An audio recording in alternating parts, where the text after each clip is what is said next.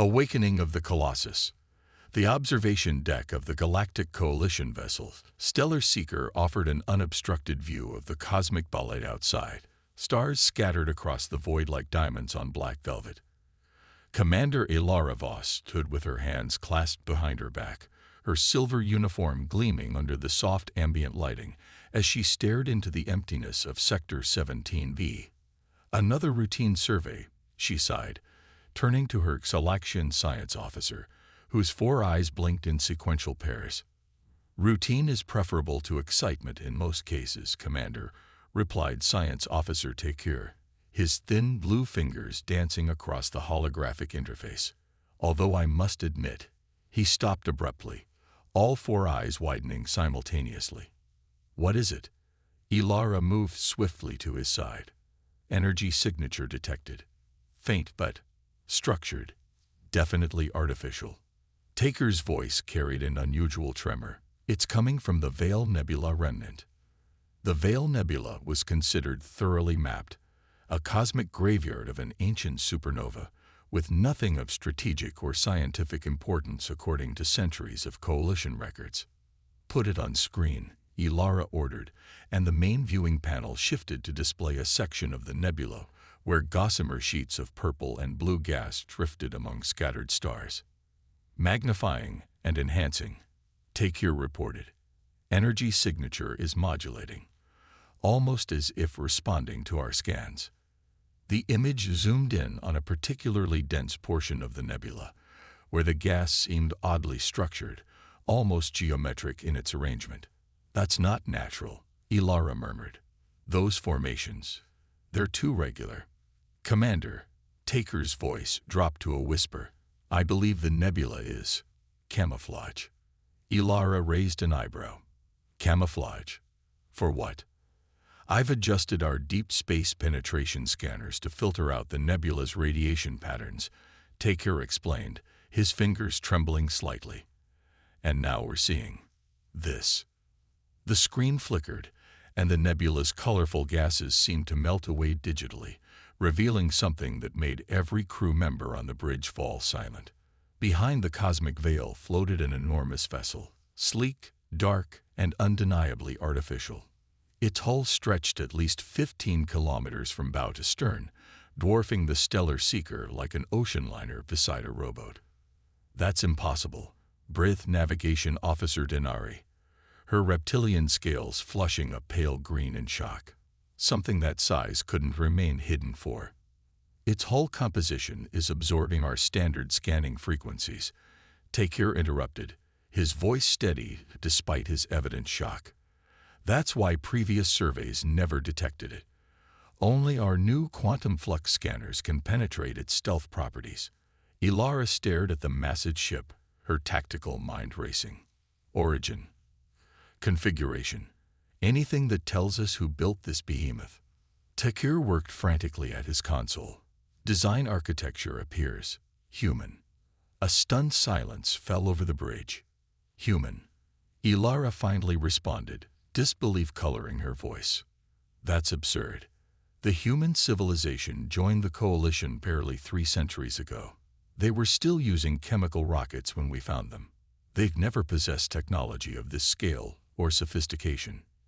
"Nevertheless, Commander," Tekir insisted, "the configuration, the material composition, even the aesthetic design principles are unmistakably human in origin. But," he paused, "according to preliminary dating analysis, this vessel is approximately 7,000 years old." Ilara felt her world tilt slightly. 7,000 years ago, humans were still mastering agriculture on their homeworld. The historical record was abundantly clear on this point. "Scan for life signs," she ordered. "None detected, but I'm reading minimal power signatures throughout the vessel. It appears to be in some form of dormancy." Before Ilara could issue another command, the communication panel chimed. "Commander," called out Communications Officer Lyra, her antenna twitching nervously, "we're receiving a transmission from the vessel." "That's not possible," Ilara muttered, but nodded for Lyra to proceed. A deep, resonant tone filled the bridge, followed by a series of modulated pulses that gradually resolved into recognizable speech patterns. The voice that emerged was calm, measured, and unmistakably artificial. Sentinel protocol initiated. Unknown vessel identified at perimeter boundary, state designation and purpose. The bridge crew looked to Ilara, who stepped forward. "This is Commander Ilara Voss of the Galactic Coalition vessel Stellar Seeker. We are on a routine survey mission. Identify yourself." There was a pause, then, processing linguistic patterns. Coalition identification confirmed. "This is Automated Defense System Aegis, Guardian of the United Earth Federation vessel Remembrance. Your presence has initiated recovery protocols after 7,214 standard years of dormancy." Ilara exchanged a bewildered look with Taker, United Earth Federation. "There's no such entity in our records." As if in response to her skepticism, the massive vessel began to transform. Sections of its hull shifted position, previously concealed structures emerging like a flower blooming in time-lapse. Massive weapon ports revealed themselves along its flanks, and the bow split into 3 sections that reconfigured into what appeared to be a forward weapons platform of terrifying proportions. "Defensive posture," Ilara ordered immediately, but Takir raised a hand. "Commander, I don't believe it's targeting us. The energy signatures suggest it's merely waking up." "Stand by for authentication protocol," the AEGI's system announced. "Alliance verification required. Transmitting historical data package." The Stellar Seeker's computer systems suddenly lit up as a massive data transfer began. Historical records, technical specifications, star charts, information flooding in faster than the ship's processors could handle. "Commander," Takir said, his voice now tinged with awe as he scanned the incoming data, "according to these records, humans didn't originate on Earth as we've been led to believe. They were once a dominant spacefaring civilization, with territories spanning 3 spiral arms of the galaxy." Ilara felt a chill run down her spine. "That contradicts everything in the Coalition historical archives. These records claim the human civilization deliberately regressed and erased their own history," Takir continued, scrolling through the data. They went back to their homeworld and restarted their civilization from pre-industrial levels. Deliberately. Why would any advanced civilization do that?" demanded Denari. Tekir looked up, his 4 eyes wide with disbelief. "According to this, they were running from something. Something that hunted advanced civilizations across the stars." Before Ilara could respond, the massive vessel began emitting powerful energy pulses that washed over the Stellar Seeker like waves breaking against a shore. "We're being scanned," reported Security Chief Morax, his metallic exoskeleton tensing. "Shall I raise shields?" "No," Ilara decided. "Let them scan us. If they wanted to attack, they could have done so already." The scanning pulses ceased, and the artificial voice of AEGIS returned. "Verification complete. Current galactic political structure assessed as Galactic Coalition of United Species. Human integration status.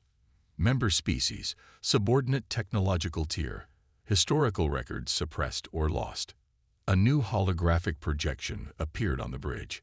A human figure dressed in an unfamiliar military uniform, with stars and insignia that matched nothing in the Coalition's extensive cultural database. "I am Admiral Kaiden Reynolds, United Earth Federation," the recording stated, the image showing the stern-faced human with gray at his temples. "If you are seeing this message, the remembrance has been rediscovered after our planned technological regression. The time-locked protocols I established have been triggered by external contact." The Admiral's holographic face grew solemn. "What I am about to reveal will contradict everything you believe about human history. Approximately 7,000 years ago, humanity led the most advanced civilization this galaxy had ever known. We had colonies on thousands of worlds, and our understanding of physics had allowed us to harness energies beyond anything our contemporaries could imagine." The Admiral's image flickered slightly as he continued. Then we encountered them. We never learned what they truly were, entities from another dimensional plane, perhaps, or beings so alien we couldn't comprehend their nature. They were drawn to advanced civilizations like predators to prey, consuming entire star systems and leaving nothing behind. Ilara felt her mouth go dry as the implications sank in. After centuries of fighting a losing war, we made the hardest decision any civilization has ever faced, the Admiral continued. We would deny them their prey by removing ourselves from the equation. The entire human race agreed to return to Earth, erase all knowledge of our achievements, and begin again as a primitive species. We would develop naturally, without the memories of what we had been, hoping that our absence would lead them to abandon this galaxy. The bridge of the Stellar Seeker was utterly silent as the crew absorbed this impossible revelation. But we were not so naive as to leave ourselves defenseless if they ever returned. We created guardian vessels like the Remembrance, placed in strategic locations throughout the galaxy, shielded from detection, programmed to awaken if certain signs were detected. Admiral Reynolds' holographic eyes seemed to stare directly at Ilara.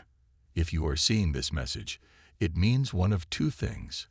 Either our sacrifice worked, and you have stumbled upon the Remembrance by accident, or they are returning, and the dormant sensors have detected their approach. The image shifted to display a galactic map, with hundreds of points of light scattered throughout. The Remembrance is not alone. Across the galaxy, other Guardian vessels are awakening from their long sleep. Some contain weapons of last resort. Others hold the cultural and scientific knowledge we could not bear to lose forever. All are waiting for humans to reclaim their forgotten legacy. A hologram of Admiral Reynolds straightened, his bearing becoming more formal. I hereby transfer command of the UEF vessel Remembrance to the ranking human officer in your party. If no humans are present, the AEGI's system will maintain autonomous control until authorized human personnel arrive. The transmission ended, leaving the bridge in stunned silence. Commander, Taker said quietly, the vessel is transmitting coordinates, dozens of locations throughout Coalition space, where other Guardian vessels are supposedly hidden. Ilara stared at the massive ship, its very existence challenging everything she thought she knew about galactic history. Contact Coalition Command immediately. Priority Alpha. Inform them. She paused, the weight of the moment pressing down on her.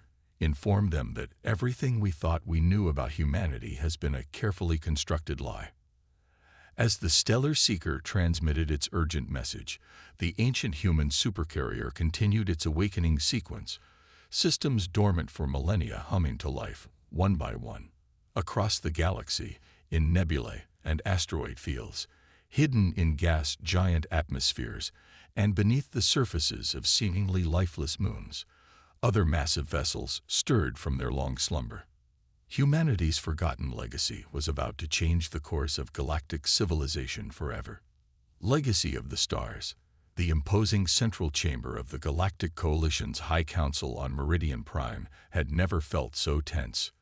Representatives from all 27 member species sat in concentric rings, their faces, human and alien alike, frozen in expressions ranging from disbelief to outright fear.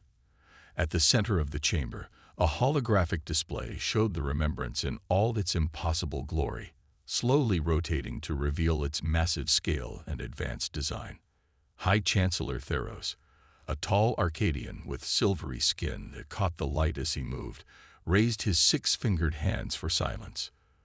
The verification teams have confirmed Commander Voss's report, he announced, his resonant voice carrying to every corner of the chamber. The vessel is indeed of human origin and predates all our historical records of human civilization by several millennia.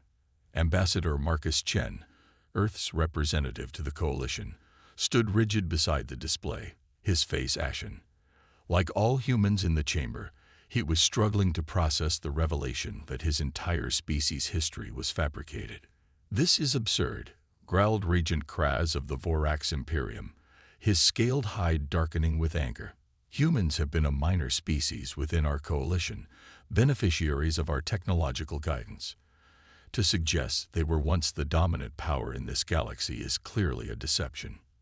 Ambassador Chen cleared his throat. I assure you, Regent, we are as shocked as you are. Our historical records show a continuous presence on Earth, evolving gradually from primitive tribes to industrial civilization. There is no evidence of a gap or regression. Precisely because that evidence was systematically erased, came a new voice. All eyes turned to the entrance of the chamber, where Commander Ilara Voss strode in, accompanied by a glowing holographic figure that floated beside her. The HFY system's chosen avatar, a geometric pattern of light that pulsed gently as it spoke. The coalition vessel Stellar Seeker has granted me temporary diplomatic status. AEG is announced, its voice echoing throughout the chamber. I am here to provide context for my existence and purpose. Chancellor Theros nodded cautiously. We would hear your explanation, though many here remain skeptical. The holographic entity expanded, projecting a three-dimensional star map of the galaxy that filled the center of the chamber. 7,000 years ago, this galaxy looked very different.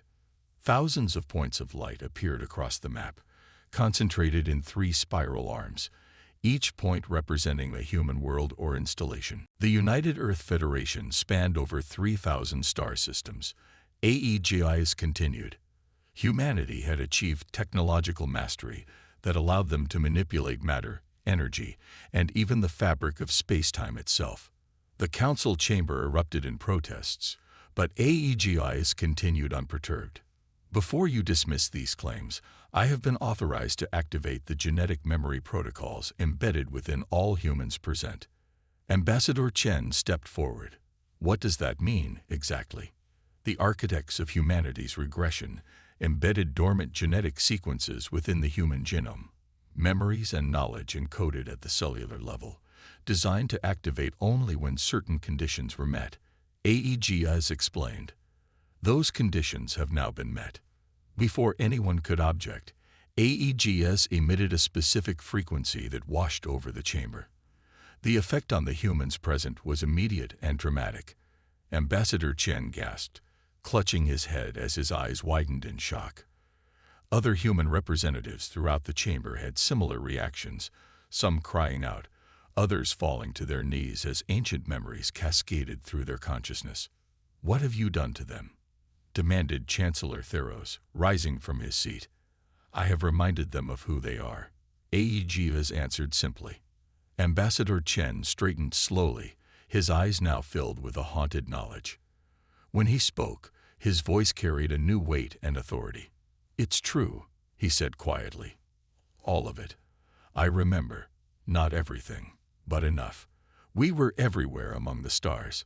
We had technologies that would seem like magic even by today's standards. He looked around at his fellow council members. And we gave it all up. Willingly.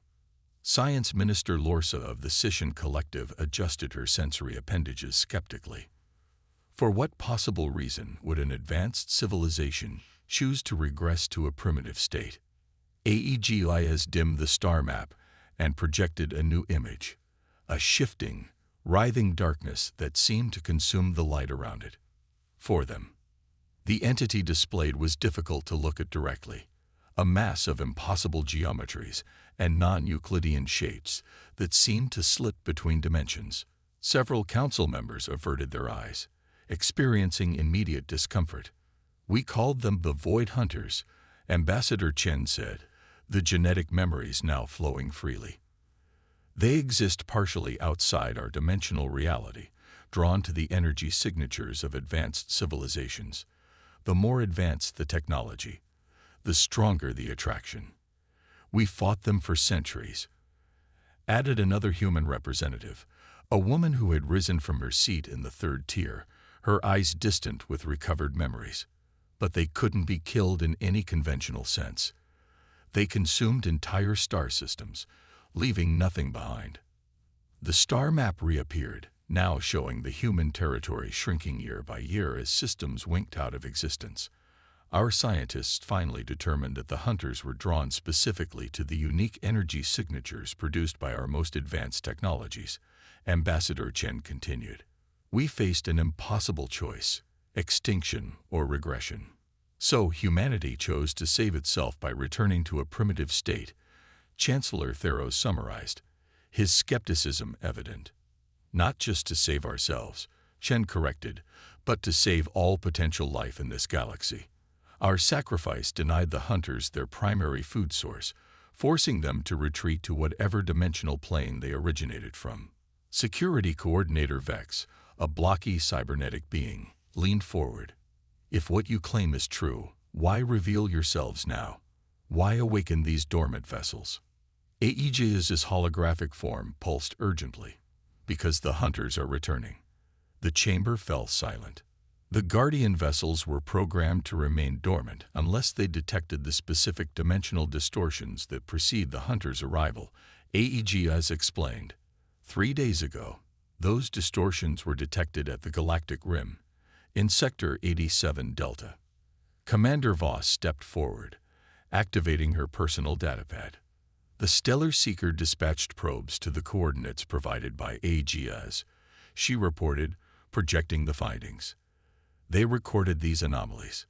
The display showed what appeared to be tears in the fabric of space, areas where stars seemed to warp and disappear, where light itself behaved according to alien physics. Coalition long-range sensors had detected these anomalies, but classified them as natural phenomena, Voss continued. AEGS identifies them as the early signs of the hunter's return. Ambassador Chen turned to face the council, his expression resolved. The remembrance was not built just as a monument or a historical record, he said. It's a weapon, one of many our ancestors placed throughout the galaxy as a final line of defense, if the hunters ever returned. Chancellor Theros' expression darkened.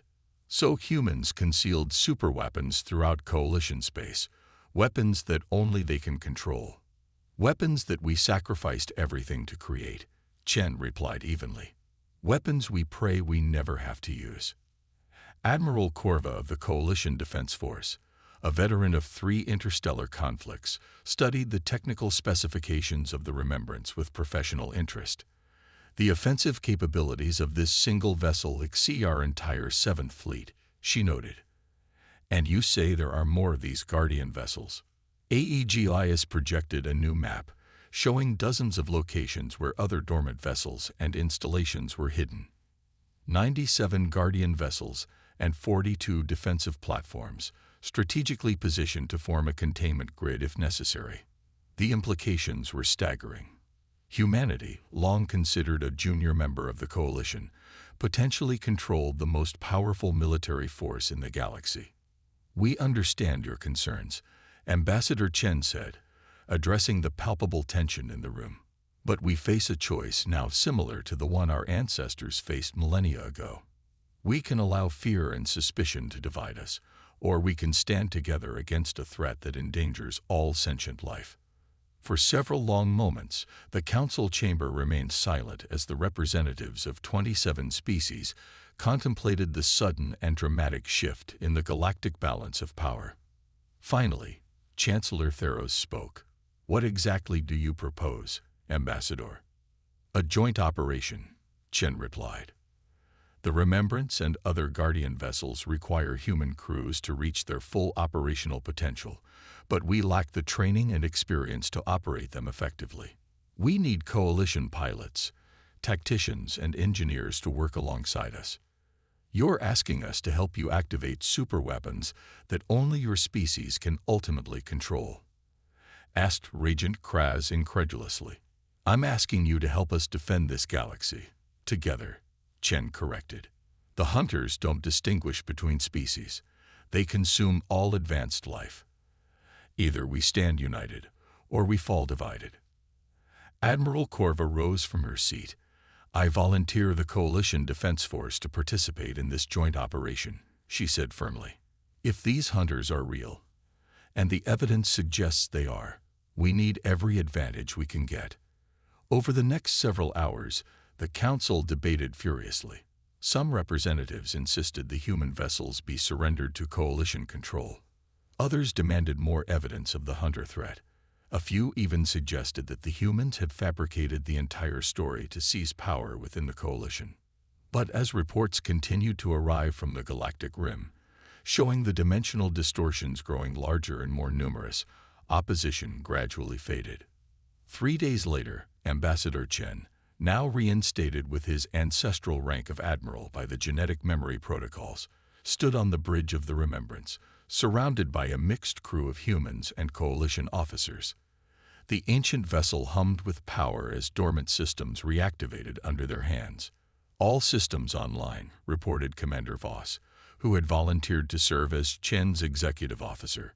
The other Guardian vessels report similar progress. 83% are now fully operational with joint crews. Chen nodded, studying the tactical display where the dimensional breaches at the galactic rim pulsed ominously. "And the hunters?" "Dimensional sensors indicate at least 7 major incursions in progress," replied Taker, who had joined the Remembrance's science division. "Estimated arrival in coalition space, 48 hours. Chen turned to face the bridge crew, humans standing alongside beings from a dozen different coalition species, all united by a common purpose. "Our ancestors faced this threat alone and made an unimaginable sacrifice to protect this galaxy," he said. "We are not alone. We have knowledge they lacked, allies they never had, and weapons they built for exactly this moment." He gazed out at the stars, the same stars his forgotten ancestors had sailed 7 millennia ago. "The hunters believe they're returning to feast on unsuspecting prey. Instead, they'll find us waiting." Throughout the galaxy, the dormant guardians of humanity's legacy awakened one by one. Ancient engines ignited, weapons systems calibrated, and defensive grids powered up as joint crews of humans and aliens worked together to prepare for the coming storm. On the main viewer, the first hunter emerged from a dimensional rift, a vast, unknowable entity that seemed to bend reality around itself. It sensed the energy signatures of the coalition worlds and moved toward them, hungry after millennia of deprivation. Then it hesitated, sensing something else, something familiar and dangerous.